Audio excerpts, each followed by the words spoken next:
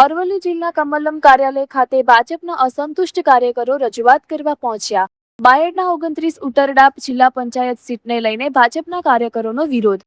અનુસૂચિત જાતિ અનામત સીટ પર ટિકિટની ફાળવણીને લઈ રજૂઆત કરવા પહોંચ્યા।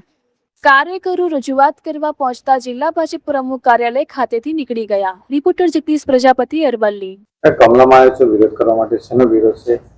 હું બાયડ તાલુકાના આપણે 29 ઉંટરડા જિલ્લા પંચાયતની સીટના આંબલિયારા ગામનો વતની છું અને છેલ્લા 4 ટર્મથી ઉંટરડા 29ની સીટ અનુસૂચિત જાતિને ફાળવવામાં આવેલ છે।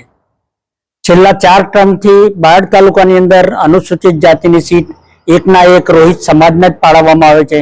આ વખતે અમે 15 દિવસ પહેલા પ્રમુખ સાહેબને, જિલ્લા પ્રમુખ સાહેબને રજૂઆત કરી હતી કે અમે વખતે અમારા સક્ષમ ઉમેદવાર દાવેદાર છે અને અમારી વણકર જ્ઞાતિના ઉમેદવારના આ વખતે ઇગ્નોર કરવામાં આવ્યો છે। એ બાબતે અમે જિલ્લા પ્રમુખ સાહેબને રજૂઆત કરવા માટે આવ્યા છે।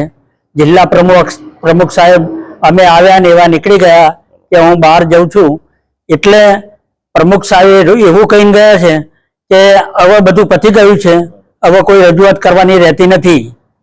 આગળની રણનીતિ વિરોધ કેવો રહેશે? આગળની રણનીતિમાં ગઈકાલે 200 માણસે ભાજપમાંથી રાજીનામું તો આપી જ દીધું છે અને હવે બીજા જે ઉંટરડા છે, આંબલિયારા છે, લીંબ છે, ટેનપુર છે, અમિયાપુર છે, એ બધા અનુસૂચિત જાતિના ઉમેદવારો રાજીનામું આપવા માટે તૈયાર છીએ।